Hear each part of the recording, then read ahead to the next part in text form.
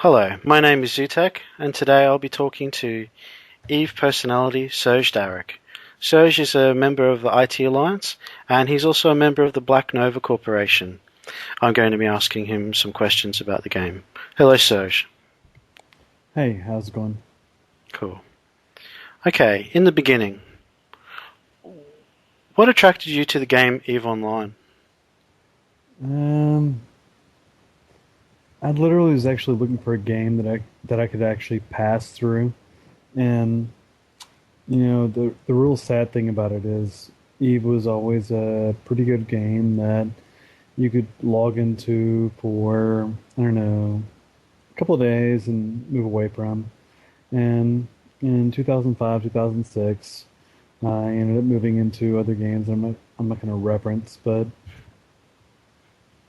I stepped away, and eventually, actually, someone drew me back into Eve Online. Hmm. So around 2006, maybe early 2007, um, I got the Eve bug. Uh, for all intents and purposes, the game really sucked, but I grew to appreciate it. Okay, so I think it's not necessarily an uncommon experience that you had where you tried it initially and then you kind of passed on it for a while and then you came back to it. What happened that attracted you back to the game? Uh, that's kind of tough. Um, I played a handful of MMOs, and eventually, one of my friends, Ford, I was in a corporation called uh, Agony Unleashed, and he convinced me to get involved with the metagame aspect of Eve. So, uh, unfortunately, I listened to him, and I was actually sucked into all that. But uh, uh, I joined Eve, and well, actually, I was part of Agony Unleashed, and I followed Ford.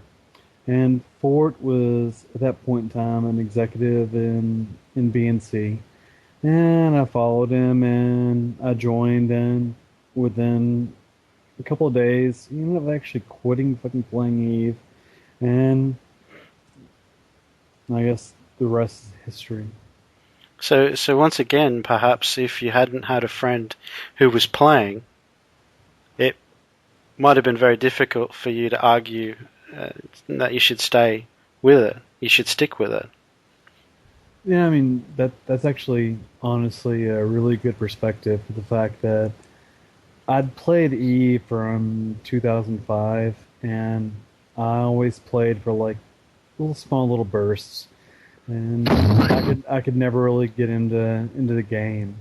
And Ford drugged me from Agony Unleashed into BNC, and once he drugged me in, he literally quit playing and I think rejoined Privateers or whoever he was playing for.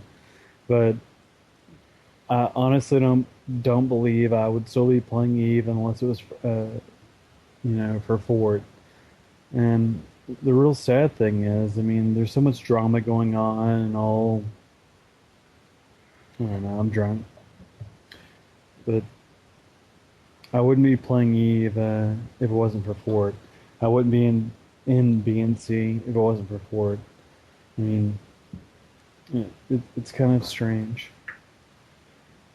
Well, no, it's that's quite understandable. You know that often in times of difficulty you continue to push on for the people that are around you, and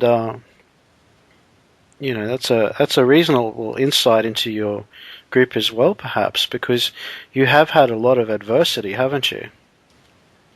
I wouldn't say adversity.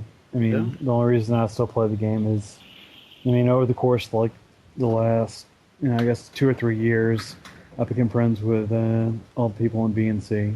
I Hmm. mean, I mean, it's no different from all the faggots that actually play in Gunswarm or Dreaded or Test, whatever the fuck you want to call it.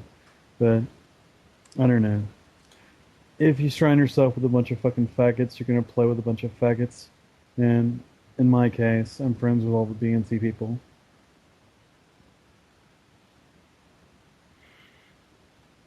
So you mentioned earlier that you mentioned metagaming earlier.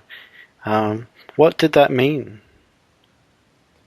On the metagame gaming aspect, I mean, it's pretty easy to like drop a signature and capture IP addresses. It's pretty easy to uh, the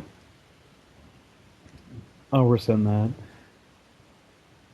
The metagaming aspect of Eve is probably the intriguing aspect from my perspective, for the fact that I mean my primary job is information security. I Mm-hmm. mean, um, the fun part of it is everybody has a signature. If you actually have a custom website that is hosting that signature, you get everybody's IP address. Hmm. Oh, hold on one second. The metagaming aspect of Eve is probably the only reason I still even play the game. Just for the fact that all the bitches that I play with, it's kind of humorous to know their IP address, and if you follow my signature, I have your IP address. Mm-hmm. Now, just to go further on that, you know, CCP, as part of the way it describes the game, is often very proud of the idea of metagaming, even if it's just talking about it from a point of view of spying or infiltrating other corporations and things like that. As a person who's part of the security community, has have you ever felt that CCP has made it clear to you what is acceptable behavior and what isn't in the game? Have they ever defined metagaming to you in terms of what is a reasonable part of the game and what isn't? Um, I really wouldn't go that far. I mean, one of the problems with metagaming in general is the fact that there's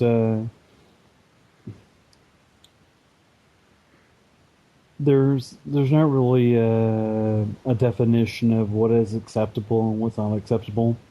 Hmm. CCP in general has actually never came forward and said, "Oh, well, this is okay.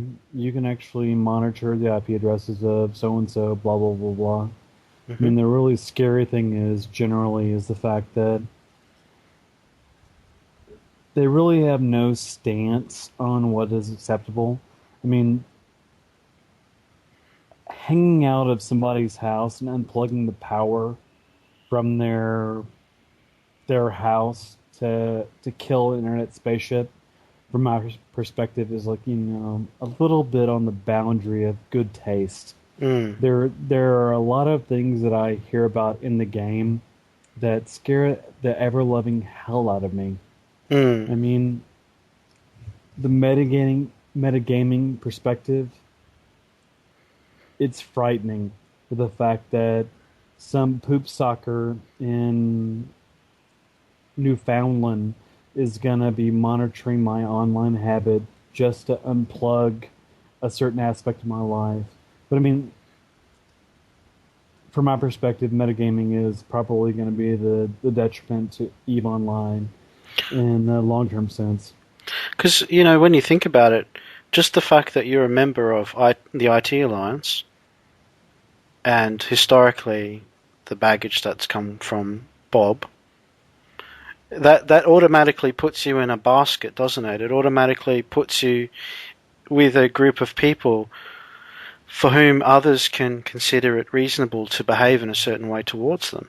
Once you join an IT Alliance corporation, there are a lot of people who would consider it quite reasonable to behave in a certain way towards you, wouldn't it? They would, Nah, I, re- they would, I they would consider it reasonable to, say, infringe on your security or um, talk to you in a certain way that might be unreasonable, that kind of thing. nah, I mean, I really don't believe that, for the fact that um, the T20 thing. I mean, I started playing like in 2005, 2006. I mean, everybody needs somebody to fucking hate, and if they want to fucking hate me, give me a fucking call. blaming somebody else for the insecurities of their own play style. That's bullshit. I guess that if you're a 2005 and before player, you can find someone else to blame. But the reality of the fact that Bob, Kenny, Ed Alliance is the